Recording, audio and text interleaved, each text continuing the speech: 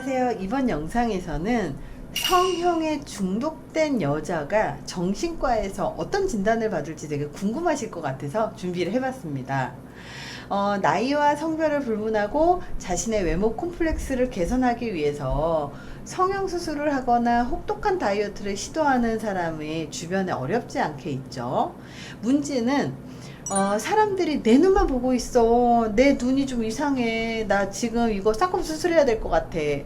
성형만 하면, 이 다이어트만 하면 내 모든 게 이 상황이 다 좋아질 것 같아. 라고 잘못된 생각으로 성형수술을 결정하는 경우가 굉장히 많거든요. 그동안 겪었던 외모로 인한 우울증으로 성형외과를 찾는 경우들도 굉장히 많아요. 근데 미관상 외모는 전혀 생활하는데 문제가 없는데도 불구하고 성형외과를 찾는 사람이 있거든요.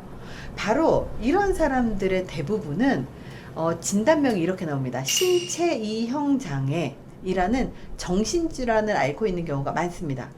신체 이형 장애 환자의 상당수가 성형 중독을 경험하거든요.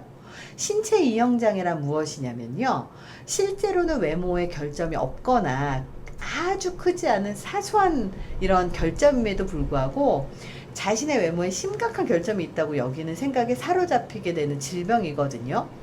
예를 들어서 얼굴에 있는 작은 점이 아주 크게 보인다거나, 이상이 없는데 코가 막 삐뚤어져 보인다거나, 자기 외모가 멀쩡한데도 불구하고 비하하고 못생겼다고 스스로 생각을 하는 거예요. 많은 신체 이형장애 환자들은 외모를 바꾸기 위해서 성형외과나 피부과를 찾아도 실제로는 아무런 문제가 없기 때문에 수술이나 시술을 통해서 만족감을 얻기가 굉장히 어려워요. 게다가 이상이 없는, 정말 이상이 전혀 없는 부위를 건드리기 때문에 수술이나 시술 후에 오히려 외모가 더 이상해지기 때문에 불만이 커져서 계속해서 재수술을 받게 되거든요. 이렇게 신체 이형장애 환자 상당수가 성형 중독의 경험을 갖고 있다는 거예요. 외모나 성형에 대한 집착의 수준이 스스로 조절할 수 없을 만큼 큰 정도거나, 일에 집중하지 못하고 사람들의 눈을 의식해서 밖에 나가지도 못하고 모임을 피하고, 그리고 사회적인 기능, 즉 사회생활을 못할 정도로 이 방해를 받는 게 이 진단이 나오는 장애에 해당하거든요. 그래서 성형 중독에 빠지는 사람들이 대체적으로 자아 정체성이 결여돼 있어요. 즉 자아가 굉장히 작고 자신에 대한 그 신뢰감이라든지 이런 게 전혀 없다라고 생각을 하실 수 있을 것 같아요. 이런 사람들은요, 자신의 모습에 대한 정체성이 제대로 성립되지 못한 상태에서 다른 사람의 시선을 의심하고 몸만 큰 아이 같은 거죠. 그래서 다른 사람들과의 비교를 통해서 자기의 모습을 확인을 하는 거예요. 그리고 자기 모습을 만족하지 못해서 계속해서 반복해서 성형의 욕구를 이겨내지 못하고 계속 성형하는 거죠. 이런 신체 이형장애와 성형 중독은 반드시 정신과 치료를 해야 되는 이 질병이라고 보셔야 되거든요. 우울, 불안, 대인기피 등의 해소를 위해서 행복 호르몬인 세로토닌 약물 치료가 기본이고요.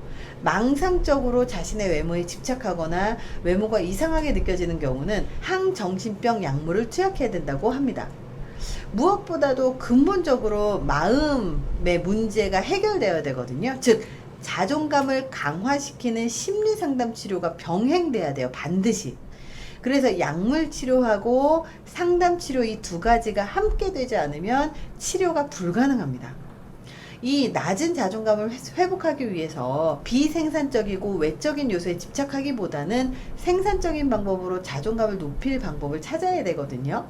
자기가 하는 일에서 더 높은 전문성을 키우기 위해서 공부하거나 스펙을 쌓고 능력을 기르고 직장 내에서 성과를 높이기 위해서 노력하는, 즉 성취를 통해서 이루기 위한 노력을 해야 된다는 거예요.